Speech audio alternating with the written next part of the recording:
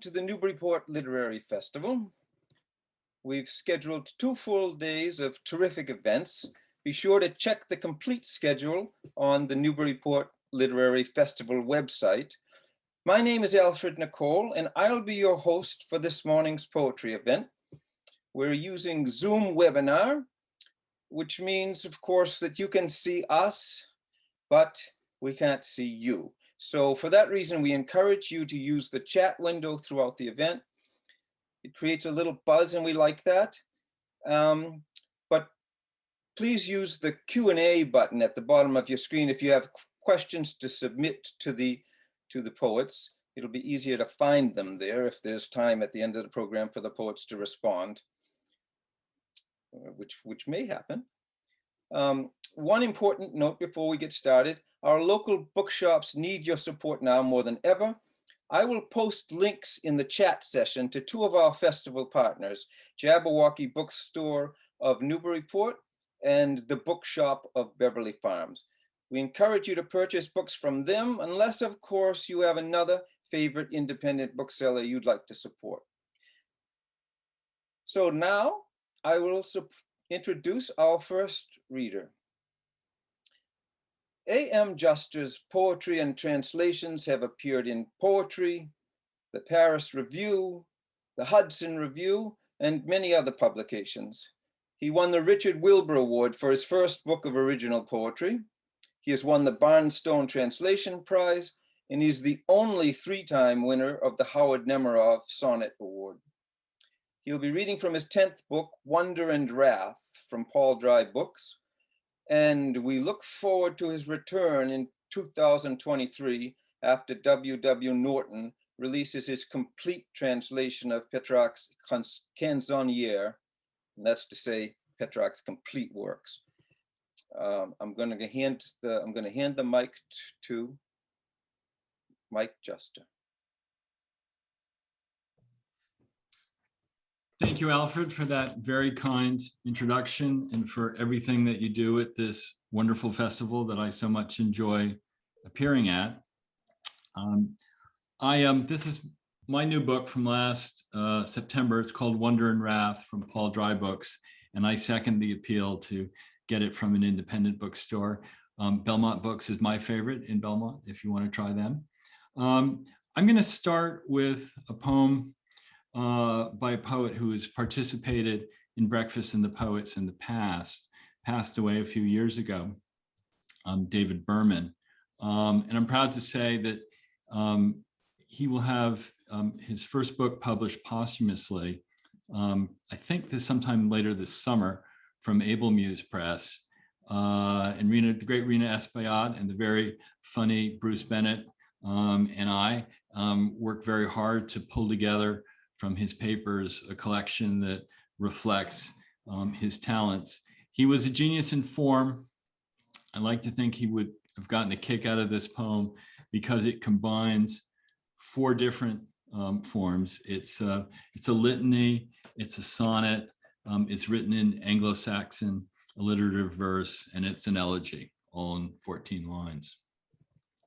After scattering David Berman's ashes, worker of words, maker of meter, lover of lines and mercy and law, reconciler of rhythms and rules, defender of faith, doubter of God, wanderer once in a riven south, Brahmin by will, not birth or wealth, friend and counselor, a force in court, champion of clarity, classics, and charity. Later in life, a braver of love, a father adopted by daughters and sons, apologizer for politics and puns, eye twinkler near wine or wit, scavenger of insight in poetry and prose, heart that would rise when an aria rose. So I got a second poem in Anglo-Saxon alliterative verse, and the last line gives the title of this book. 3 visitors, mist on moonspill as midnight nears, Adrift but not dreaming, our drowsy son is covered and kissed. At the kitchen door, our old Basset is barking.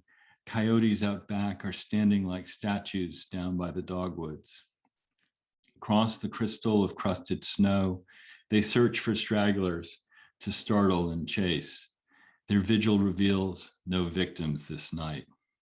Trash would be trouble. They trot away, unbothered by blood-throated growling and baying. No star distracts their stealthy march. As the highway hums, they howl through the calm, then savor new scents that spice their path in this world awash in wonder and wrath. And originally, since this book went through a number of versions, this next poem was originally going to be the title poem, A Midsummer Night's Hangover.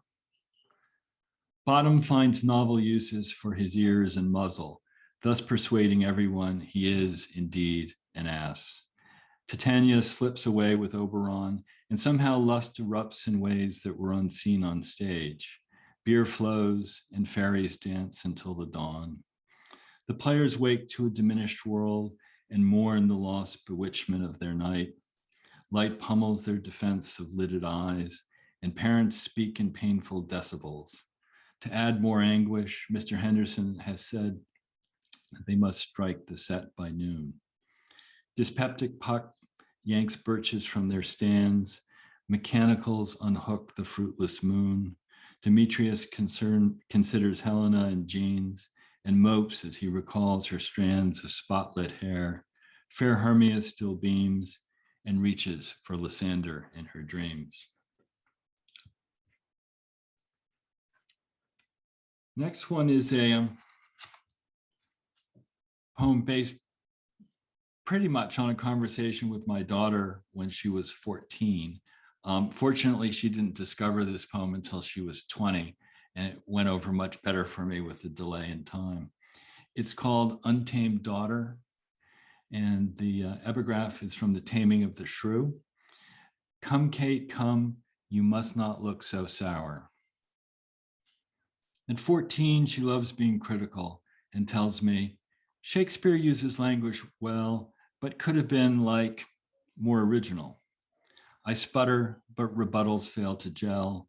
All those recycled plots make it appear to her he was a sneaky plagiarist, no better than the girl expelled last year, or they should take him off her reading list. Please, Caitlin, let it go. Great writers borrow like gamblers. Don't begrudge the bard a source that he reshaped into Verona's sorrow, Miranda's tenderness, or Lear's remorse, but mark him down at least a point or two, because he tamed a Kate as fierce as you. Another sonnet, Fruit Flies. They are the best as pest invasions go. No bites and no disease, just clouds of small tan smudges spawned in week-old grapes. Though slow, they flit and frustrate like a knuckleball. You kill a few, but not enough. You curse as they outsmart you with their tiny brains. Bug spray could hurt you worse than them. What's worse, you know that they keep breeding in their drains. Pour some white wine into a dish and wait. They sense the sweetness, then the alcohol. They cluster on the rim and hesitate, but soon cannot resist your Riesling's call. They soak in joy, relax, then drink no more. It's no surprise, you've seen it all before.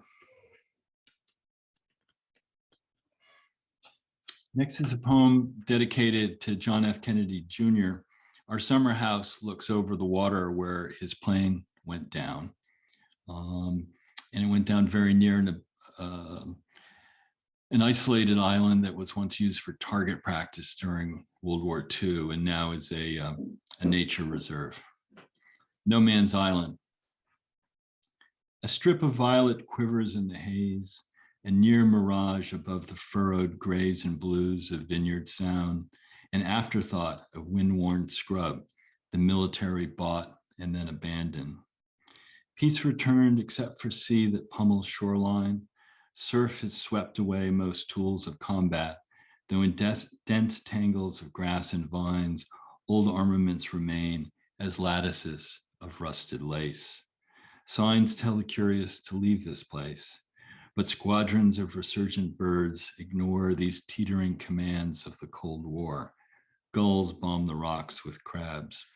A few miles north, two shrouded boats are crossing back and forth, as if to mark where Camelot's last son thought he could see the sky, where there was none.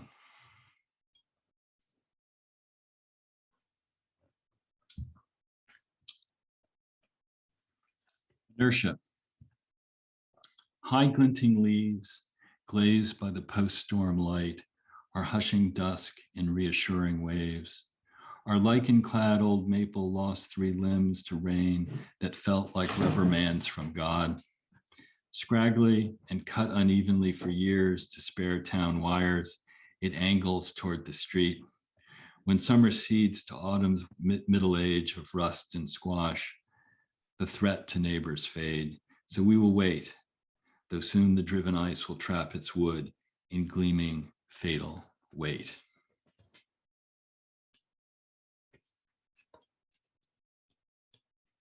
I have a new problem at a reading. My puppy just tried to invade the closed room. So if you hear an unexpected noise, that's probably it. This is the translations that were in poetry 5 years ago. It's from a language called Oromo. When I started working on it, I worked on this for over a 20-year period, often, obviously not consistently, but off and on. When I started, it was purely an oral language.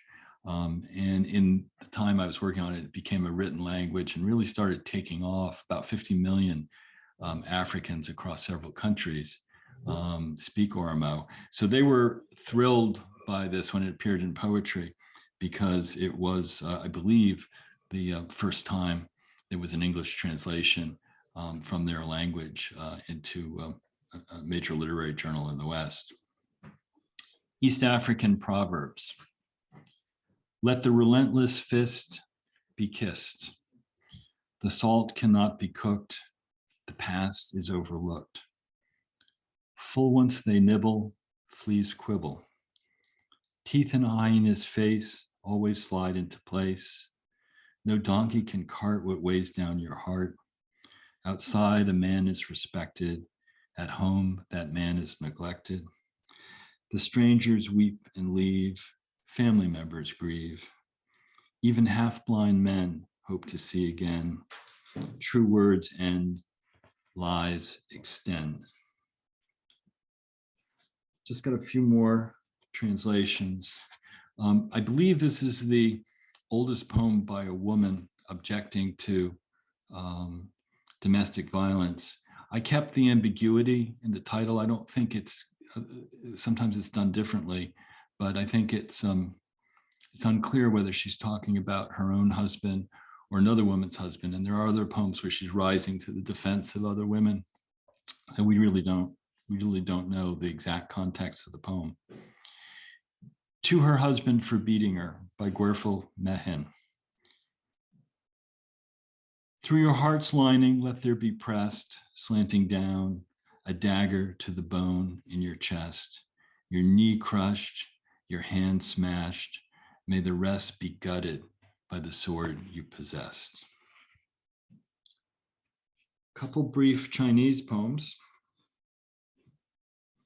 Escaping Myself from the famous poet Li Bo. Absorbed by wine, I do not notice dusk.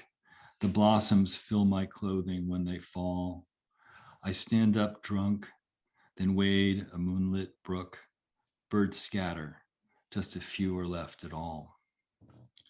An Autumn Night by Yu Dong.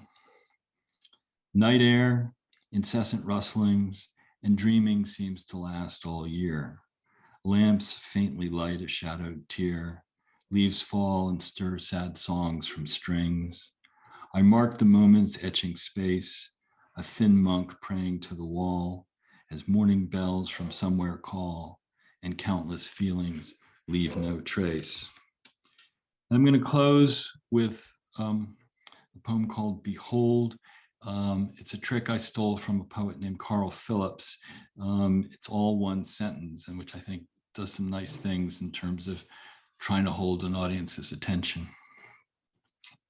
Behold, let the state highway cleave cold, stubbled fields so that both empty lanes extend like grace, and let prim churches in the ratio of 7 Baptists to every Methodist appear with rigid regularity close to the road, their dead even closer, with small, flat, rusting markers on most graves.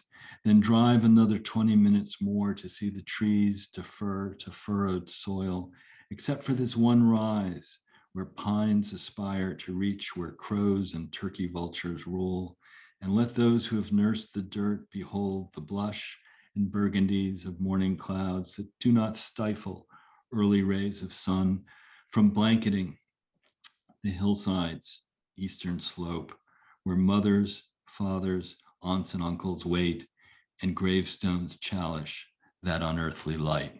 Thank you. Thank you, Michael. Gee whiz. I guess I don't need to be reminded of what a wonderful poet you are, but that was a reminder even so. Thank you, Alfred. Poet Kyle Potvin, whose debut full-length poetry collection, Loosen, was released by Hobblebush Books in January 2021. Her work has appeared in Bellevue Literary Review, Ecotone, Powow River Poetry, Rattle, the New York Times, and others. Welcome, Kyle. Thanks, Alfred, and it's so great to be here with all of you. I appreciate Alfred and the Newburyport Literary Festival for inviting me to be here with my fellow Powow River Poets. It's an amazing lineup, and I'm especially excited because a poet who has been a real influence to me and inspiration for many years, Linda Paston, is reading this afternoon, so definitely check her out. She's going to be on at 4:30, and I'm so grateful to her for the generous blurb that she gave for Loosen, my new book that just came out. It's a book of loss and hope, and also a letting go of the past.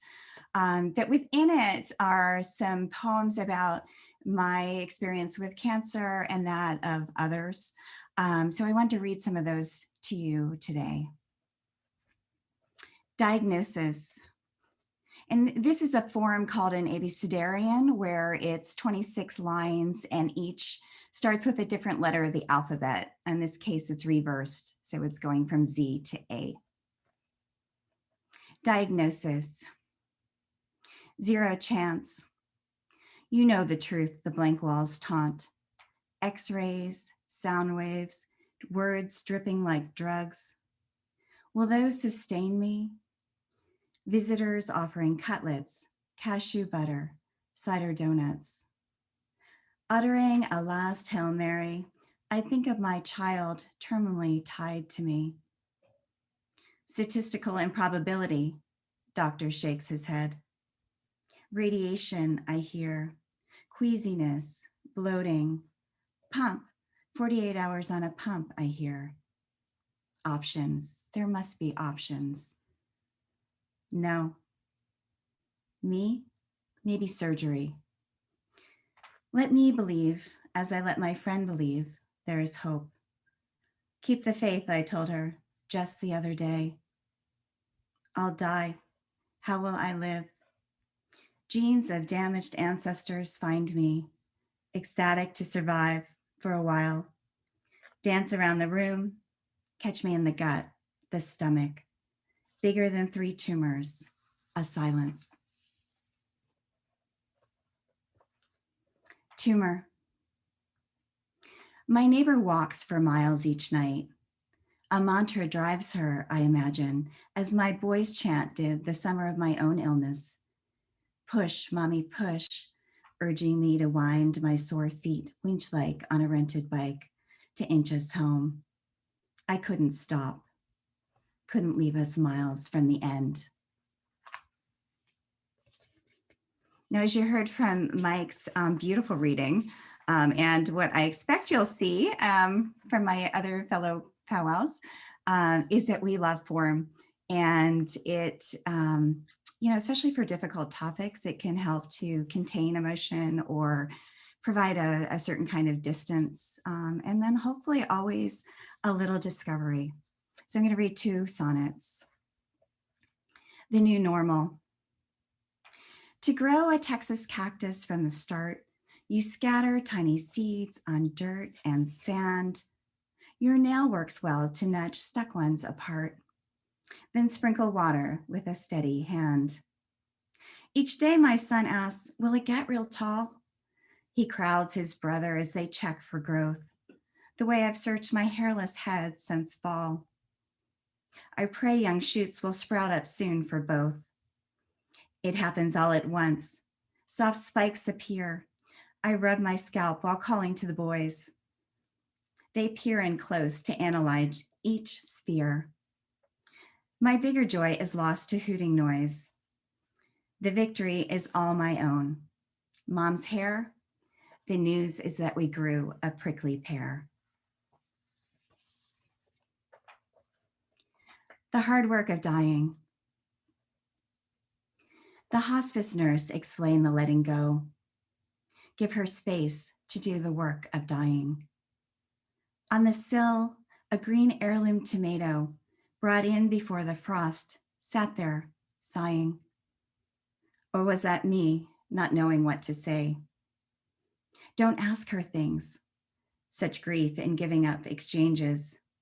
Back off engagement. That way we help her go. Tea grows cold in my cup. 10 days since Emma took a sip of tea or ate a slice of grape. She sleeps while rain whispers a soothing chatter. The oak tree clears its throat, weeping acorns in the drain. Yellow snapdragons brighten up the room. A day from now, they'll see a second bloom. And I'd like to end with one last poem. Again, my thanks to Alfred and to the festival, and to all of you for coming. When I was sick, I found that poems that talked about illness they really resonated for me. And one of my go-tos was Jane Kenyon, who had leukemia and who died in her 40s. And she makes a couple appearances in Lucin. And this is one. So the Jane in this poem is Jane Kenyon, and the others are friends. Waiting for results. I am Jane, I am Ellen, I am Julia. I am smoke in the throat, blowing simple rings, rising, rising, rising. There she goes, then her and her. I said I would remember them, but will I? What if the breast is guilty again, or the toe with its dirty cells? Thank you. Thank you, Kyle. You spoke of form allowing you to put some distance between you and your subject. Well, I think that was pretty intimate. There's not a whole lot of distance there. Thank you. Our next reader is Al Basile. Al Basile is a singer-songwriter, a cornetist, and a poet. He has 18 solo CDs out as a musician, and is well known to blues fans worldwide. His third poetry collection is titled Solos and was recently published by Antrim House. Al, please take the screen. Step up on stage. Hi, how are you doing? I'm doing well, thank you, Alfred. And good morning, everybody. It's always good to be in this company and to be in Newburyport, even by this method. I'm going to do 4 poems. They're a little longer than some of my other ones, so I'll just do 4. This is called How I Learned About Parenting. At 4, I got away with stealing cream, or so I thought. That had to be the year. When I was 5, we left the tenement and moved out to the park all by ourselves. That house had a milk box with a cover. But when my family lived in the apartment, the creaking of the milkman on the stairs up to the 2nd floor would wake me up. And I would tiptoe by the bedroom door and make sure that my parents were asleep. New light was coming through the kitchen window, so I could see the cut glass of the doorknob and use both hands to turn it noiselessly. There on the floor, outside the open door, I'd kneel before the slim and graceful bottle. The milk back then was whole and separated and cold from standing in the empty hallway. It was protected by a paper lid inside the glass mouth, like a Dixie cup, and covered by a waxy paper cap, held on by folded flaps around the rim. I'd use my fingernail to pick one free and ease it open just enough to loosen and remove the cover. Then the tab had to be pried and pulled to lift the lid. I knew the tasty cream was on the top, its color pure, like in the catechism where white milk in the bottle represented the spotless soul when in a state of grace. And I would drink a little, not too much. Then I'd replace the lid, and putting on the cap, I'd press the loose flap back again. And no one ever mentioned it. As though no one could tell the quart was less than full. As though no one could know that it was me.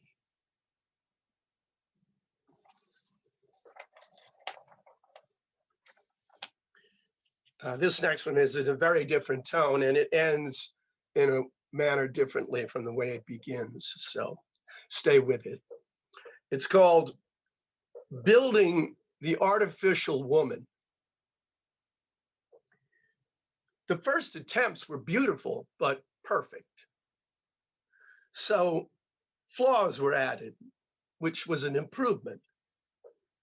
A voice came next to make sounds of approval, and customers began to ask for movement. That was enough to satisfy the many, but some began to clamor for expression, at least to mimic registering pleasure. A discerning few made a confession. They hankered after giving it free will. Being chosen wasn't any fun when all the votes were counted in advance and all the choices narrowed down to one.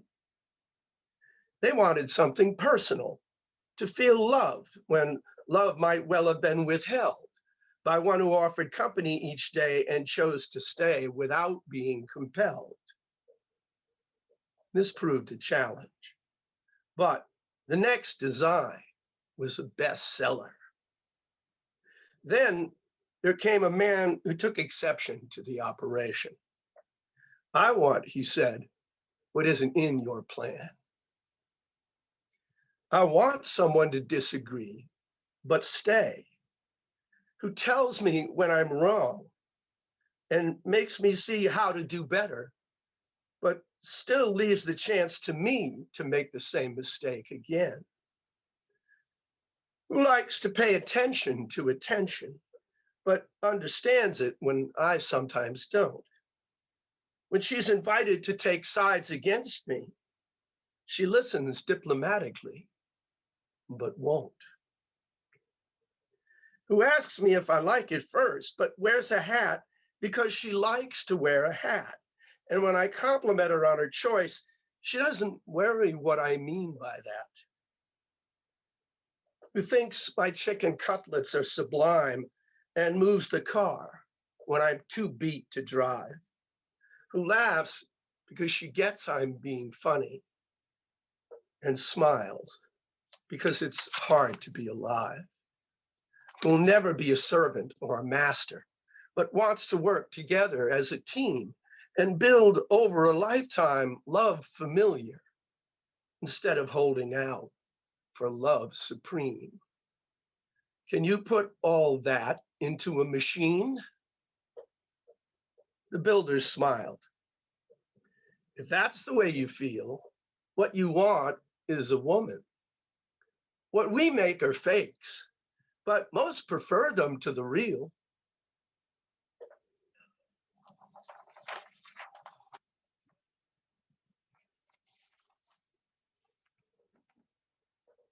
This one's about the power of language. It's called naming rights. When God first spoke to Adam, he used words as clear as they could be and set him on the heady game of giving everything a name. And Adam didn't need a school to understand the only rule God gave him. All the words made sense, except the one for consequence. They didn't have a word for sin until the serpent butted in and uttered what we call a lie. Go, eat, he said. You will not die. Half true. For in a way they didn't, strictly speaking, but half hidden, until the act had made them see the death word hanging on the tree. Usurping Adam's power to brand, the serpent turned it to his hand. Whoever acted in a fit would find there was a word for it. The unnamed act was never heard until Cain coined the murder word by doing it. As others tried, vocabulary multiplied, and dark words blurred the antecedent language once so clear in Eden. So speech intended to deceive was brought to bear on all since Eve. And other evils came of it once words could name their opposite. Soon everyone was seeing how half-truths and untruths clog the bow. Still new words grew, both good and dire, as different motives would inspire. With names, a second language Babel, how to distinguish fact from fable. By their fruits, so shall you know them after they've had time to grow. As always, it's a human fate to see the truth once it's too late. Today, we need to understand each other more than ever, yet so much is serpent speak. Can we now tell the death words on the tree?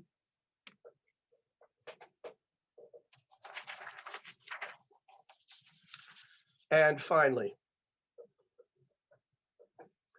this is called You Want It Simple.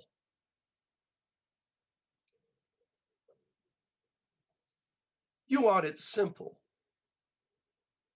but it isn't simple. Some problems just have intricate solutions. Some will only lead to other problems. You want it clear. You find instead it's murky. You can have it one way or another, but you don't know enough to make a choice. And then it doesn't matter what you choose. Once you have your wish, it starts to change. It doesn't really matter what you know.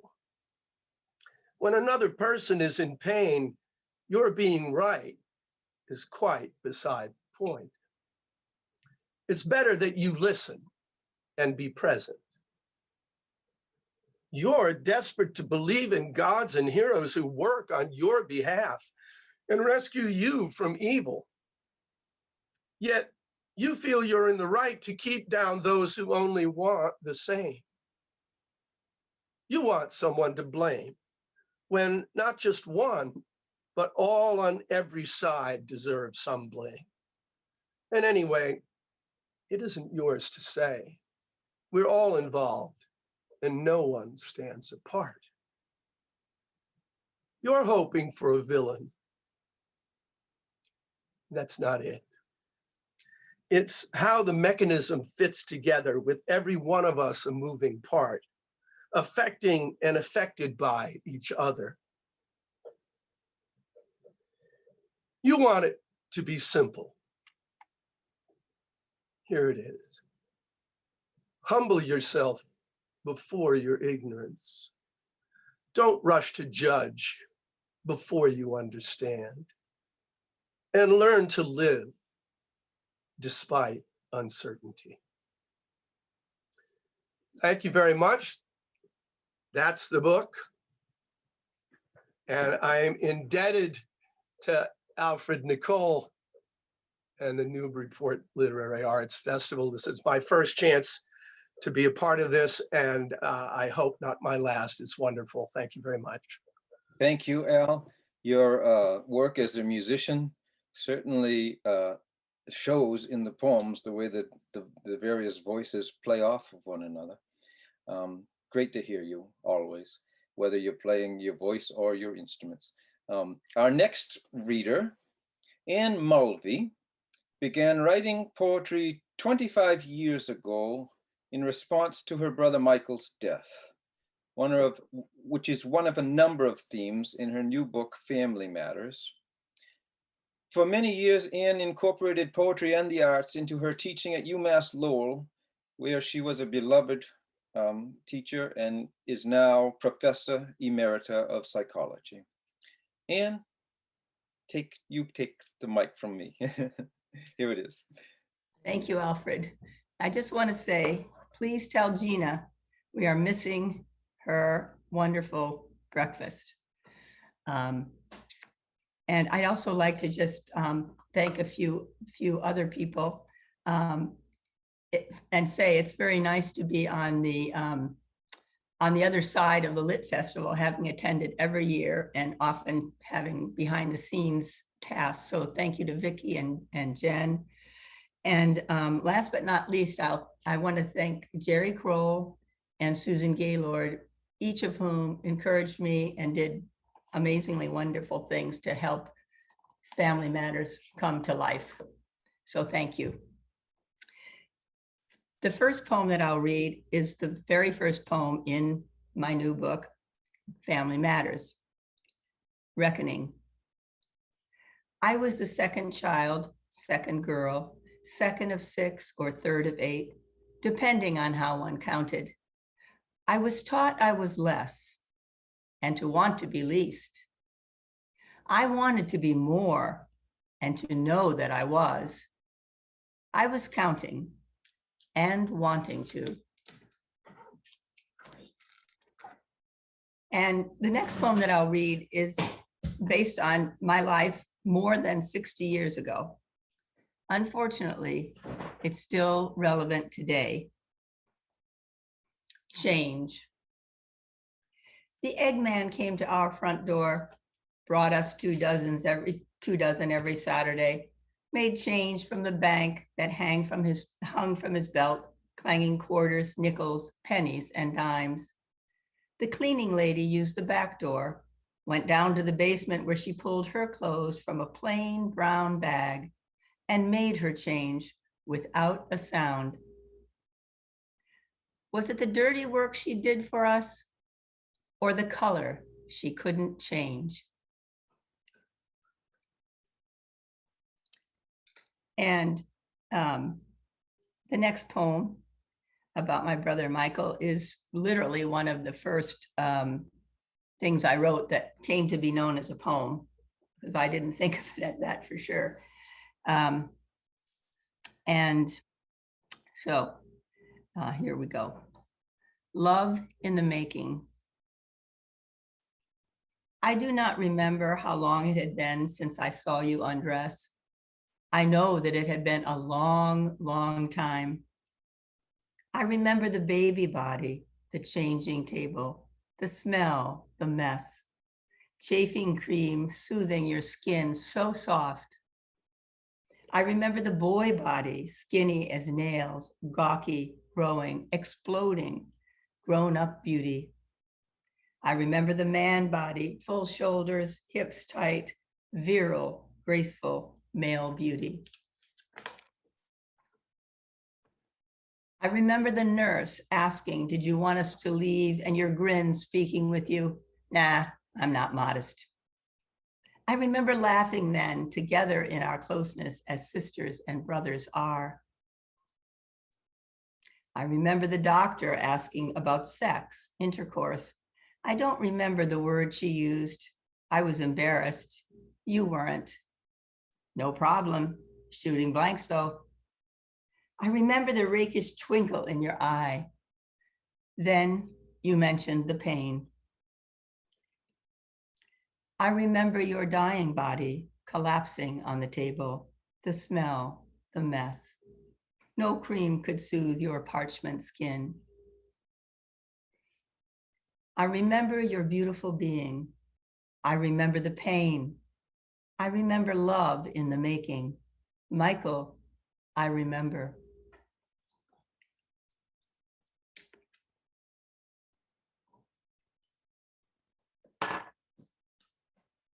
Burning Bright is the title of the next poem. Burning Bright. Eyes retreat to back of bony sockets. Deep pockets hold black moons. Ebony globes burn bright. Strobe lights haunt the day, search the night. Death mask, the doctor calls it. Soon you are gone, except for the hole burning in my heart. And the next poem, I'm going to move away from the Mulvey family. This poem tells a story I heard at a reading many years ago by Cambodian poets in Lowell. It was organized by Chot Pirsat, also a poet. And at the time, he was a student of mine in the UMass Lowell Community Social Psychology Master's Program. Multilingual. I heard a Cambodian poet read a poem in Khmer that sounded like chanting, like singing tears. In English, I asked her about the story I'd felt. Her words stumbled back in my tongue. After they came, everything changed. I was just a child, barely a teen, watching all of it, everything. She tells of guards, soldiers, deaths. The poet says, sometimes reading is hard because, as she points to her heart, my hands jump to mine. Then she tells me her father and brothers were gone before the story she sang began. They made me marry, said I had to marry a man I did not know. The soldiers stood with guns pointed at our backs. We had no choice. I back away, breath gone, hand tight over my breast. There was nothing left. I ran and ran and ran toward Thailand, 7 months pregnant. I was running for my life, ours, my baby. Her hands moved down, make a half moon round her belly. I stumbled near the border. I stumbled, fell down hard, and the baby came too soon. I was only 19 and only 7 months pregnant. I did not know if my mother and sisters were alive, and my baby came too soon. The shine from her tears reflected mine. She reached into her purse for a picture. She is standing next to a tall young man. The young man is smiling, their arms entwined. He's 19, she says. Tears flow for the mother who'd sung her story and for her too soon baby, born at the border, who stands so tall. A good ending for a change. And I wrote the next poem titled Safety Is in a creative writing workshop that I led that was part of a larger project titled the Lowell Growing Safer Project. Safety is. Safety is another word for peace, but not at any cost. Quiet, but not the scary kind. Enough of what you need, but not too much of what you don't. And love, the good kind. Yes, safety is peace, quiet, enough, but not too much, and love. And the next poem that I will read, titled Vicious Auntie, is actually a story I heard from June O'Neill. And June is my spouse Donna's mother. Vicious Auntie. Way back when Grammy June was just a girl, her nephew called her Vicious Auntie. Billy was 6 months younger. They played together all the time. Vicious Auntie? Well, yes, she was quite the tomboy way back then. You wouldn't know it now for all her fears. She was the youngest of 7. Carrie, the oldest, was married by the time Vicious Auntie arrived. I was the only one of us born in a hospital. After all, by then, Mama was at least 47, maybe 48. Yes, that was an old Marblehead before they had to sell the farm. That was before Papa died. Papa was a good businessman. Everybody liked him. Saturday mornings, he'd take me with him to Swampscott to deliver chickens. I loved seeing the fancy houses in Clifton. Some of the people invited me in, gave me something good to eat, something sweet. They were always nice to me. Yes, that was a long time ago before Papa died, and Mama too. That was way back when we had the farm overlooking Hooper's Field in old Marblehead. We still had the farm high up on the hill full of fruit trees, apple, cherry, and pear. We climbed white birches that carried us back to the ground. Vicious Auntie goes on. And the last 2 poems I'll read, both short. The first is At 80. At 80, she is learning to cook again for her husband of 53 years. Vegetables and fruit, no salt, no spirits. I watch her stir soul food, salted with strong spirits. At 49, I am meeting a mother I did not know I had. And Alfred, do I have time for one more short one? It's quick, yes, sure. Okay. You don't want- Tomatoes. Tomatoes are rotting on the vine. Hurry up, there's not much time. Leave the dirt, shirk your work. Let nature take its course as seasons pass. Dusk is dawning. Come inside, sit with me. Let's be. Thank you very much. Thank you, Anne. Thank you for the poems you chose to read that took us right back to the initial hurt that got you started as a poet and opened the door to the empathy that informs all of your poetry. Our next poet is Paulette de Miers Tirco. Paulette's chapbook In Silence was published by Finishing Line Press in 2018, but she has really 2 new books out since our last Breakfast with the Poets. She's the editor of the Powow River Poets Anthology 2, published by Able Muse Press this past January. Paulette, you take it from here. Thank you so much, Alfred, for your kind introduction and for all your hard work to put together what will become a perfect and fabulous day. It's an honor to be part of this program. I came to creative writing and poetry when I learned I was about to become a grandmother. I was well into my career in optometry, which a lot of people think of as which is better, 1 or 2.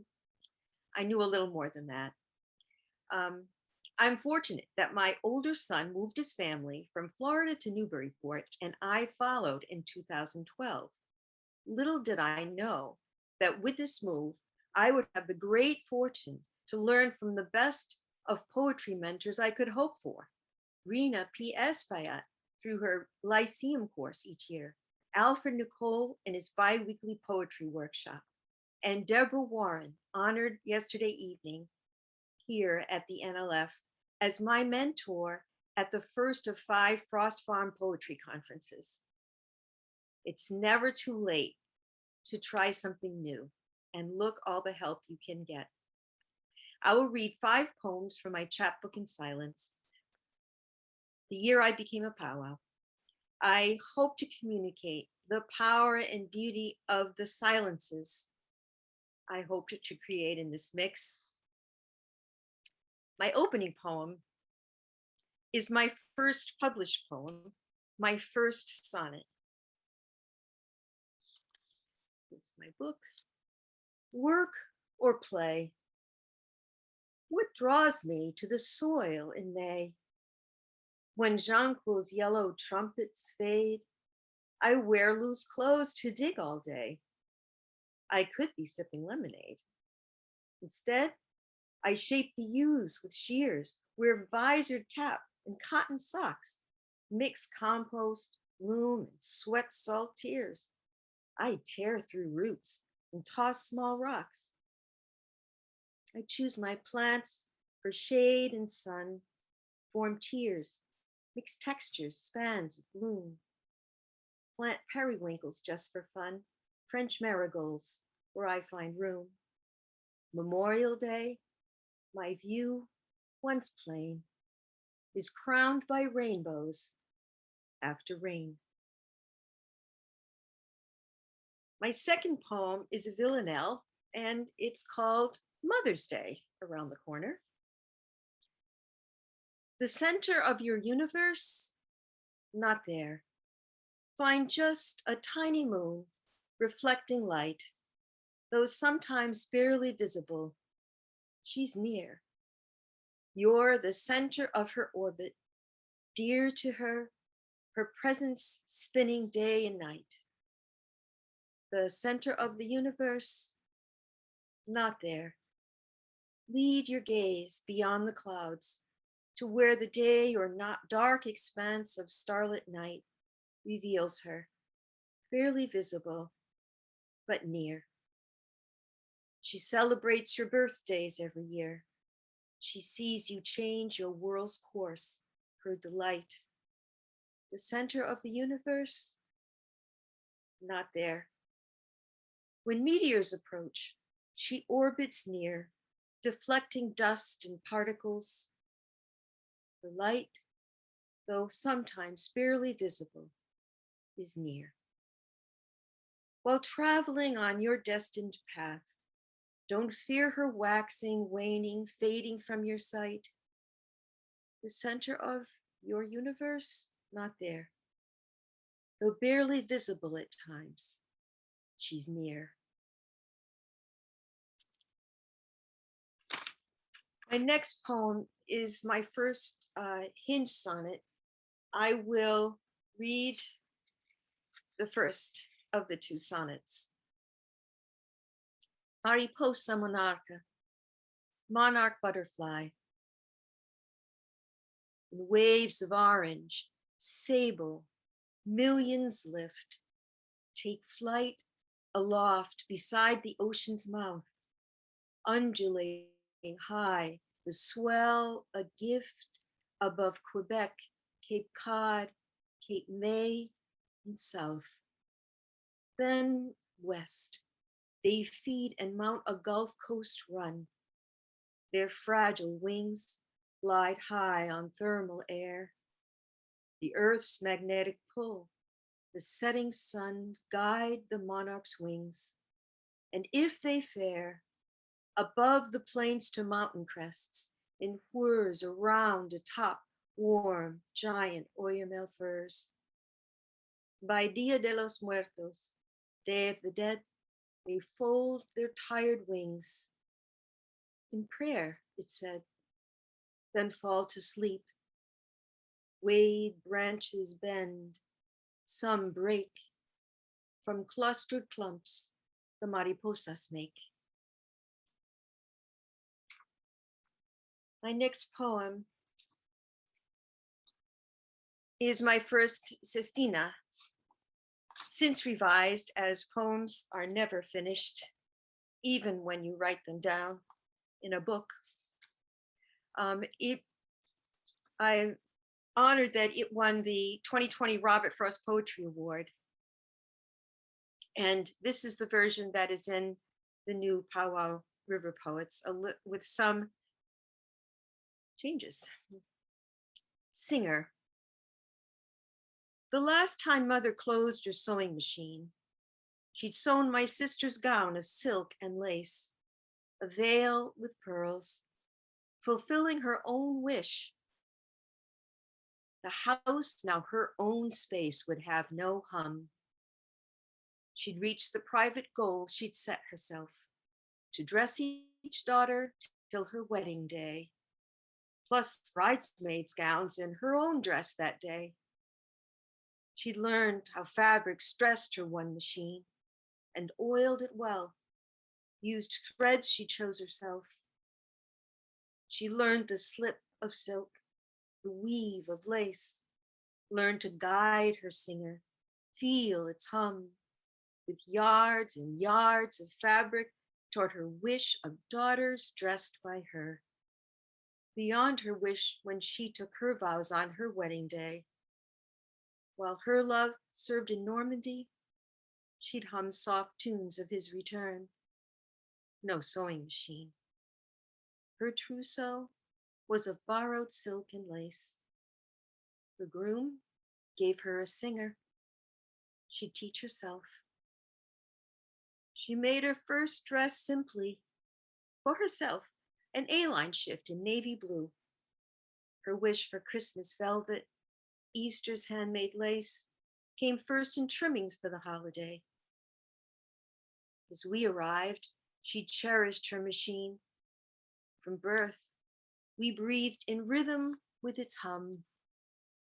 She'd set the bobbin, press the footplate, hum a favorite tune and fit each dress herself in pastels, flowered prints, as her machine sewed ribbons, pleats.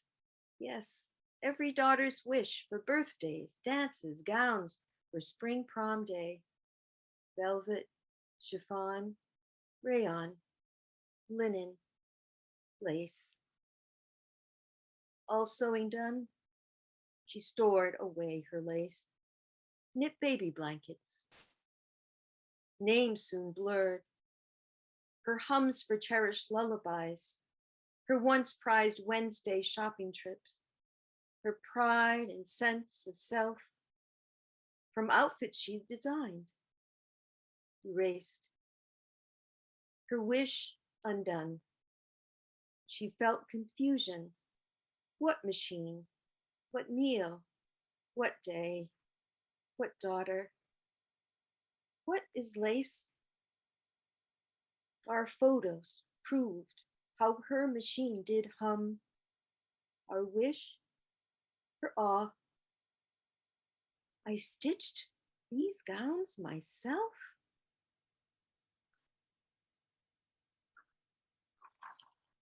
I have time. Do I have time for a rondo? Maybe not. Maybe I should A stop. rondo's a short thing. Go ahead with it, Paulette. You've certainly earned the right.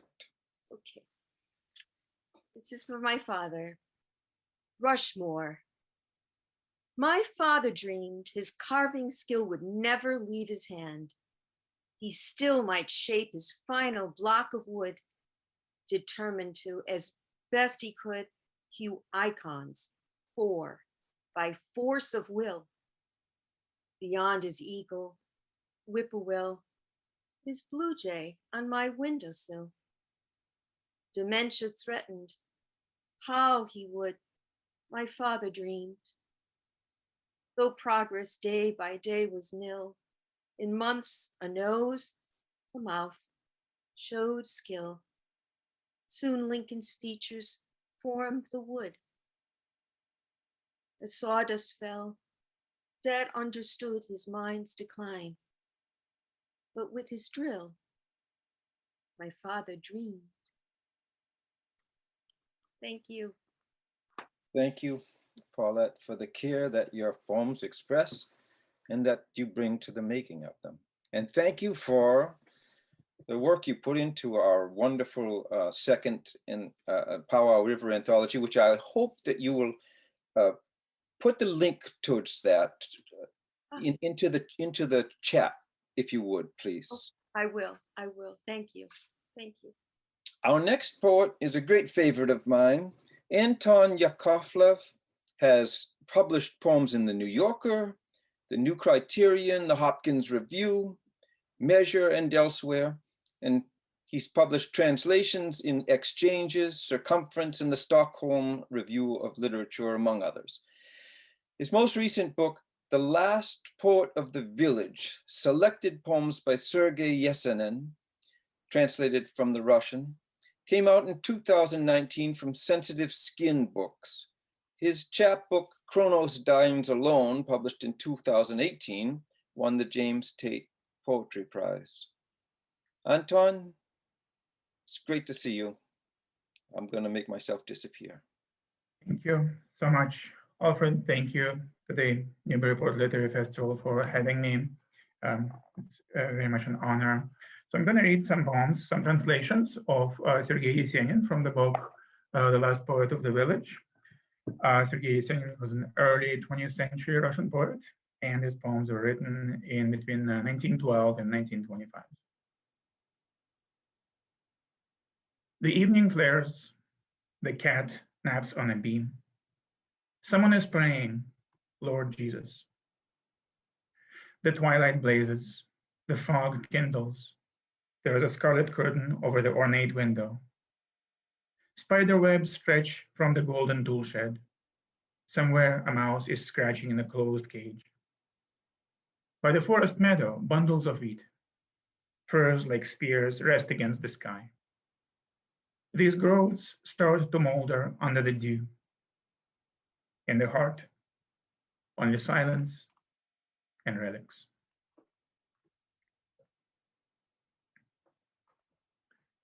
In the land of yellow nettle and dried out wattle, village huts like orphans cling to willows. In the fields, behind the ravine's blue thicket, among green lakes, the road stretches up to the Siberian mountains. Lost somewhere in Mordva and Chuda, Russia knows no fear. And the people in shackles walk down that road. All of them are murderers or thieves, as ordained by fate. I've fallen in love with their sad eyes and their hollow cheeks. There is so much evil and joy in killers. Their hearts are simple, but their blue mouths grin on their blackened faces. In secret, I cherish one dream, that I'm pure of heart. But I too will knife someone to death one whistling autumn. And on a windy route, perhaps on this very same sand, they will lead me, rope on my neck, to fall in love with anguish. And when I smile in passing, stretching my chest, the bad weather will lick the road of my life with its tongue.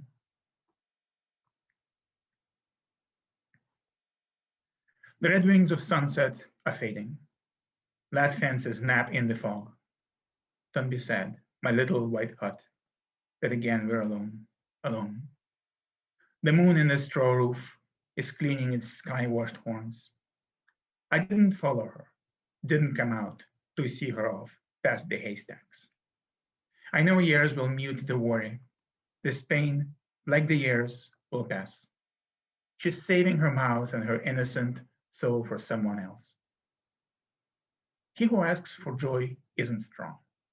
Only the proud live powerfully. Others will crumple, then throw you away, like a yolk eaten up by moisture. It's not angst that makes me await my fate. The blizzard will viciously swirl, and she will return to our land to warm up her little boy. She'll take off her coat and untie her shawls. She'll nestle with me by the fire and calmly and affectionately tell me that the child looks a little like me.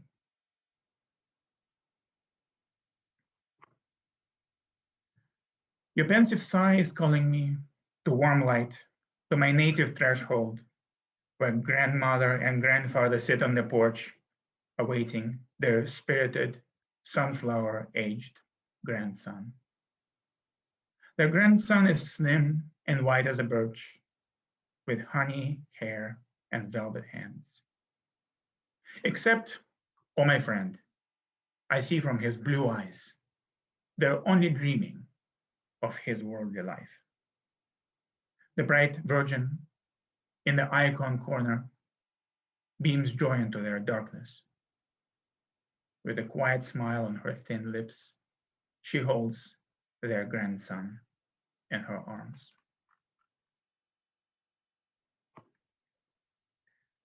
The cornfields are harvested, the groves are bare. Mist and dampness come over the water. Like a wheel, the quiet sun has rolled behind blue mountains. The plowed road is napping. Today, it's been dreaming that we don't have long to wait until grizzled winter. I saw it myself last night, in a fog, in a chiming thicket, like a colt, the red-haired new moon, harnessed to our sleigh.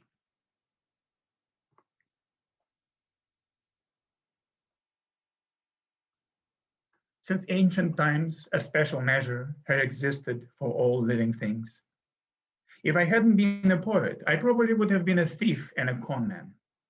Thin and short, always a hero among boys, how often I came home with a busted nose. To my frightened mother, I hissed through my bloody mouth, "This is nothing. I chipped on a rock. This will heal by tomorrow."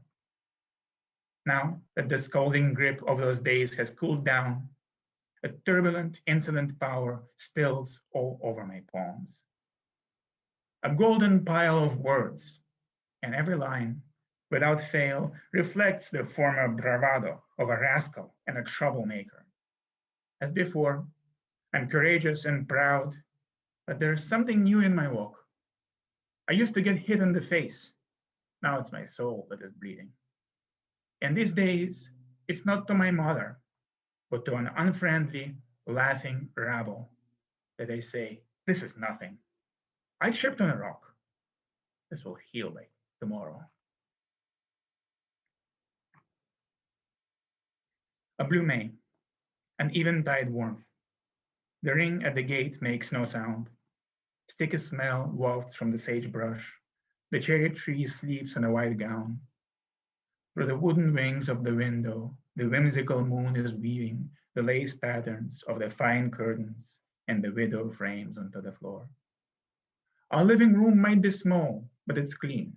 I'm here at my leisure. This night, I'm enjoying my life like a pleasant thought of a friend.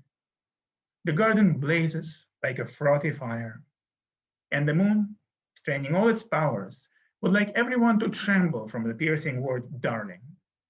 In this blossoming, in this smoothness, hearing the merry harmonico of May, I'm the only one who wishes for nothing, who accepts everything as is. I accept it, come and appear, everything that brings pain and relief. Peace be with you, life that has rumbled by.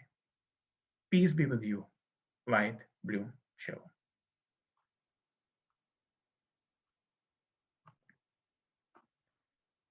You don't love me. You don't pity me. Am I not in the least bit beautiful? Not looking at my face, you tremble with passion with your hands on my shoulders. Young one with your sensual smile, I'm not tender with you, nor rude. Tell me, how many have you caressed? How many hands do you remember? How many lips? I know, they all passed like shadows, never touching your heat. You sat on many knees and now you're sitting on mine. So what if your eyes are half closed and you're thinking of someone else, drowning in faraway memories? I don't love you that much myself. Don't call this ardor fate. Shallow is this fiery liaison. Just as I met you by accident, I will part from you with a smile. You'll continue on your own path, burning through your joyless days. Just don't touch the unkissed. Don't lure the unburned. When you're walking with someone else down an alley, chatting of love, Perhaps I too will go out for a walk and we will meet again. Turning your shoulders closer to him, your head a little bowed, he will quietly say to me, "Good evening." I will answer, "Good evening, miss." And nothing will rattle the soul. Nothing will make it tremble. Who has loved cannot love again. Who has burned cannot be set on fire.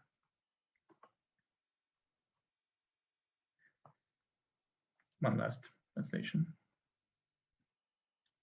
Shine, my star, don't fall. Shed your cold rays. After all, a living heart doesn't beat behind the cemetery fence.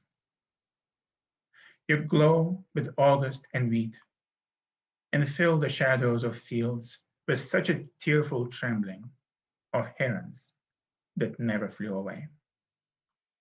And raising my head ever higher from beyond the grove or the hill, I once again hear someone's song about my homeland and home. And in the golden autumn, diminishing the sap in the birches, cries its foliage onto sand of all those I loved and abandoned. I know, soon, very soon, not through mine or anyone's fault, I too will have to lie under the low, mournful fence. The gentle flame will burn out, and my heart will turn to ash. My friends will put up a gray stone with a cheerful inscription and verse. But taking in the funeral sadness, this is what I would write for myself. He loved his land and this earth the way a drunk loves a pub. Sergei Yesenin. Thank you very much for listening. Good Lord, Anton, those are such powerful translations. You're doing important work. I hope that our viewers noticed the photo of Sergei Yesenin on the wall behind you as you were reading. You certainly brought him into the room with us. Nice work, beautiful, beautiful. Our next and last poet is Joyce Alice Wood Kimball of Concord, Massachusetts, where she runs 2 poetry workshops. She's published 4 poetry books, and for 6 years, she performed her comic verse with the troupe X.J. Kennedy and the Light Brigade. We're glad to see you. Joan, take it away. Thank you very much. Alfred, can you hear me okay? I hear you very well. Thank you. Okay, I want to thank the festival and everyone who is here for this wonderful moment. I'm going to start with a limerick called The 70-something. The 70-something spry cow took her bull by the horns and said, "How shall we manage to dance with a splash of romance if we can't get back up when we bow?" And there are 7 limericks in this book, which I published back in 2019, Early Light. And I have to thank Rena Espaillat and X.J. Kennedy for helping me to make it the way it is now. I hope that everybody will have a chance to read it.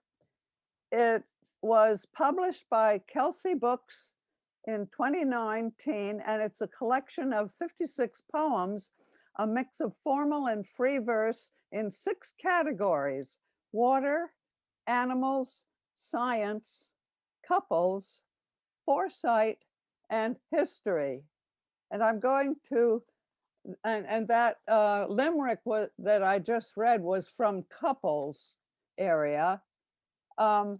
Karen Kelsey, who is the publisher, arranged for every one of my ekphrastic poems to have a reproduction of the artwork in black and white. So you can see here, for instance, is a black and white in the book of the cave painting, which I'm going to share now with you.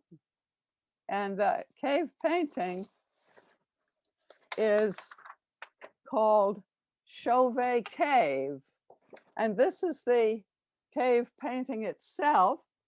And you can see there are lions here, and they're all staring at bison on this wall here. Chauvet Cave. She pulls charcoal in wide sweeps. I'm imagining the artist at work. Shades cheekbone, gives the eye unlidded glare, the jaw a hint of hunger. Her cave lion profile flickers in firelight as it watches 3 bison, one above the other, on a rough rock wall. From memory's retina, she sketches the head, staring, alert, draws a dotted muzzle, mouth ajar. She is old woman with a single white hair on her chin. She is child reaching high on 10 toes. She is lens that freezes motion, seed that conquers death, hand that startles a trekking heart 36,000 years hence. And from my science section, which in which I have poems about science where I try to find a bit of humor in them, I'll read Gravity. And this is about Isaac Newton, that 17th century scientist who had to flee Cambridge University when the pandemic came, and he was in his mother's garden, they say, under an apple tree when he noticed an apple fall and figured out the universal law of gravity. Gravity. It was a fall from an apple tree, far from the plague in Lincolnshire that Isaac contemplated. Did the apple fall by centripetal motion, pulled by an irresistible core, as Isaac enumerated? They say a focus of molten iron gyres and drags things ever down. Things like the fruit he calculated. Did he know he uncovered the law that rules the rate of the fall of the Malus domestic as he timed it, then peeled it and ate it?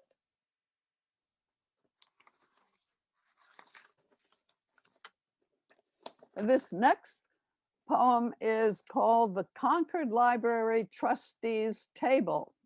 It's a rondo, which means the first phrase is repeated in the middle and the end. And it's about the table in the trustees room in the Concord Library, the Concord, Massachusetts Library, where my workshop meets. And we used to meet there right after the staff had its lunch. And sometimes they weren't too clean and we had to clean it up. That's not true anymore. They don't eat their lunch there anymore. Anyway, this is The Concord Library Trustees table. The table knows more than you'd guess by looking at the scraps, the mess, the crumbs, a knife, a paper plate, where 7 people sat and ate their pizza pie. But I digress. You asked, who was it once possessed this glass-topped frame, board, leather dressed, and chiseled legs, a count of 8? The table knows 'twas Lincoln's cabinet, no less, and U.S. Grant's, whose talks addressed dilemmas, doubts, the country's fate. They sat here to deliberate. But should they, did they claim success? The table knows. And I have 2 more poems. Alfred, do I have time for 2? Is that all right? You most certainly do. Okay. This one is called You Are Old. And it's an anapaestic ballad. It's a parody, parodying Lewis Carroll's poem in Alice in Wonderland, which is called Father William. You know how it begins. You are old, Father William, the young man said. That one. You are old. You are old, Grana Joan, said the girl almost grown. Yet you won't tell us how to prepare. When your spent ticker skips and you cash in your hips, do you think not to tell us is fair? In my youth, her gran said, I was sure that a headstone or planting a tree would be right. But with rain that is acid and climate turned captive to carbon, no future's in sight. When it happens to me, I'll be gone, don't you see? So it's hardly my place to make plans. But it's clear that you hate waiting till it's too late. So consider a fete at your gran's. Text my list of good friends. Tell them what was my end. Set a date for a wild celebration. Blow French horns and bassoons. Beat on bowls with large spoons. Recite poems in brass jubilation. And that's all, said the hag, as she picked up her bag and threw it kerdunk in her kayak. Then she sculled from the land, left the girl on the strand, and fetched up on the point for a hike back.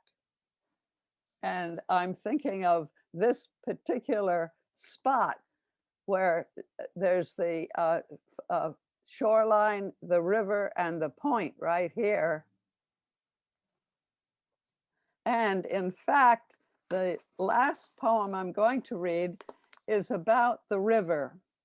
It is in some ways describing this very shore and this river right here. Rhymes from a river. A stream so blue, it mimics the sky. A dawn, a golden scar. A chain of mallards drifting by, a chain of geese afar. A willow shading bloated spill above a quick mink's wake. A tethered rowboat, not quite still. A glint of water snake. A tree crown shading early light. A red root sucking mud. A sap vein coursing its full height above the river flood. A human touch. The dock protrudes, an angle thrusting out. A wooden stage for solitude. A span to nurture doubt. Thank you. Thank you, Joan. Tremendous presence. which reminds me that next year, hopefully, we'll all be present together for the Breakfast with the Poets, which traditionally kicks off the first full day of events for the Newburyport Literary Festival. So we I encourage. hope so. I do too. So I'm going to end this program, but I hope that you will join us for the other programs during the day. Be sure to check the Newburyport Literary Festival site for the full schedule. You can register right up to the very last second and you'll get the link immediately. So don't think you're late, even if the program's already begun. Stick around and stay with us all day, if you will. I'm going to say goodbye to you now. Thanks for joining us. Take care.